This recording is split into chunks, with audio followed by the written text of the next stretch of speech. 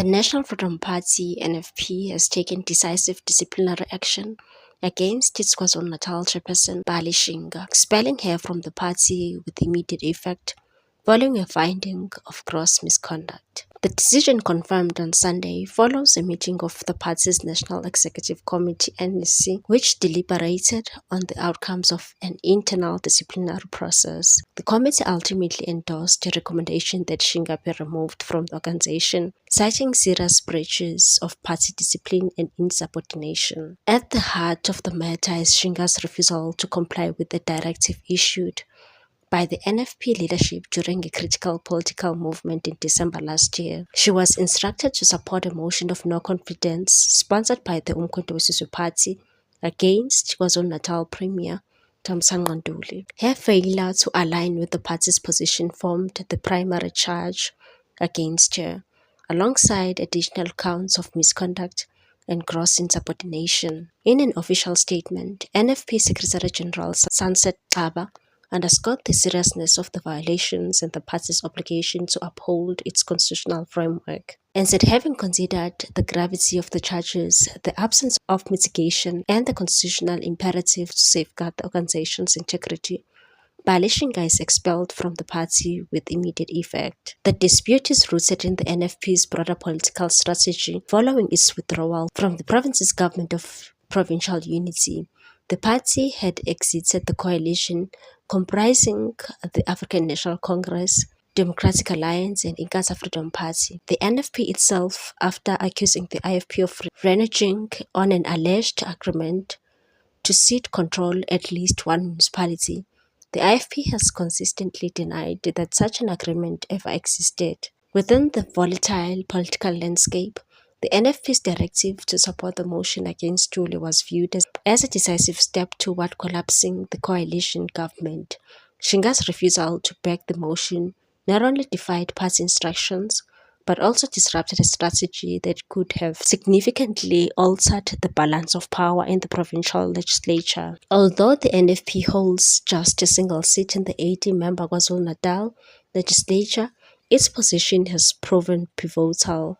Had Shinga supported the motion, it could have resulted in a 40-40 deadlock, effectively paralyzing the legislature.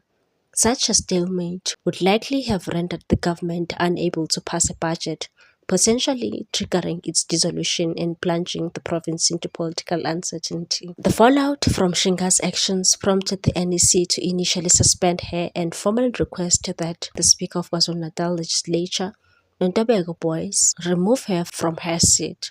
However, Boyce rejected the request, clarifying that legislative rules do not permit the removal of a member on the basis of suspension alone. According to the parliamentary regulations, a member can only lose their seat once their party has formally terminated their membership, an action the NFP has now completed. Despite her expulsion, the immediate stability of the GPU is not expected to shift dramatically.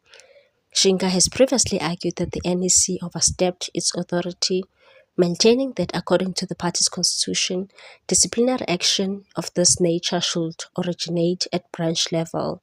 She has also contended that her legislative seat is tied to the provincial electorate rather than the party's national leadership, asserting that only the provincial executive committee holds the authority to recall her. These arguments are expected to form the basis of a legal and political challenge, which could further deepen divisions within the party. The NFP has already been grappling with internal strife, with tension spiraling into the public domain during Shinga's disciplinary hearing in Durban 2 months ago. The proceedings were dramatically interrupted when a group led by the NFP National Chairperson Shevu Mkhabela stormed the venue and demanded that the hearing be halted. The party's internal conflicts have also begun to erode its grassroots support. Several councillors have resigned in recent months, particularly in northern KwaZulu-Natal, strongholds such as KwaNongoma, an area that has been central to the NFP's political identity since its formation in 2011. In its latest statement, the NFP sought to project unity and resolve, emphasizing that discipline remains a fundamental principle of the organization. The expulsion itself sends a clear message that no member, regardless of a rank or office, is above the party's rules. However, with legal challenges looming and factional tensions intensifying, Shinga's removal may mark not the end of the crisis, but the beginning of a deeper struggle over authority, accountability, and the further direction of the National Freedom Party. That's a take on this one, people. Thanks for watching. Please subscribe for more news.